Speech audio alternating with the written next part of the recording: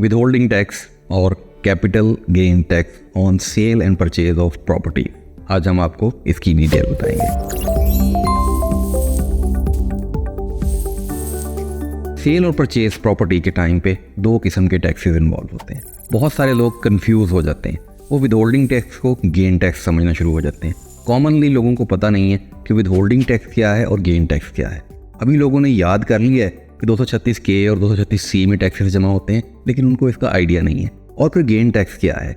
Gain tax basically gain के ऊपर tax है, जो कि आपने at the time of sale और परचेज नहीं देना, बल्कि जब आपकी सेल होगी तो परचेज वैल्यू और सेल वैल्यू का जो डिफरेंस आएगा, जो टाइम पीरियड ऑफ होल्ड आपने किया है उसके बाद जो डिफरेंस आएगा उस पर जो टैक्स लगना है।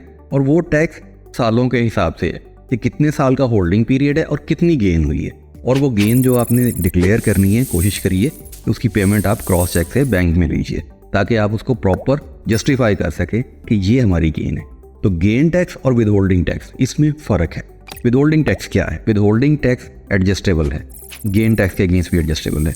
आपने विदहेल्ड टैक्स जो पे किया है सेल के टाइम पे, वो आपका कैपिटल गेन टैक्स जो कि बनेगा उसके अगेंस्ट एडजस्ट हो जाएगा, एडजस्टेबल टैक्स है।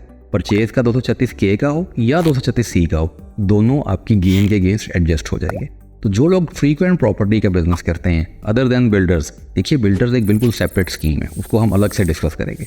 आज हम बात कर रहे हैं जो आम टैक्स पेयर कोई भी प्रॉपर्टी खरीदते हैं या बेचते हैं और उसके सेल और परचेज के टाइम पे टैक्स देते हैं, और फिर जब उसको सेल करते हैं तो उस पर जो गेन आती है उस पर अगर टैक्स बनता है। इसका टाइम पीरियड भी है, पहले ये 4 साल था, फिर 6 साल हुआ, तो इस तरह ये चेंज भी होता रहता है। इससे अपडेट रहिए और सेल या परचेज करने से पहले अपने लीगल एडवाइज़र से कंसल्ट कर लीजिए, ताकि आपको एग्जैक्टली पता हो कि आपको कल को गेन टैक्स कितना देना पड़ेगा।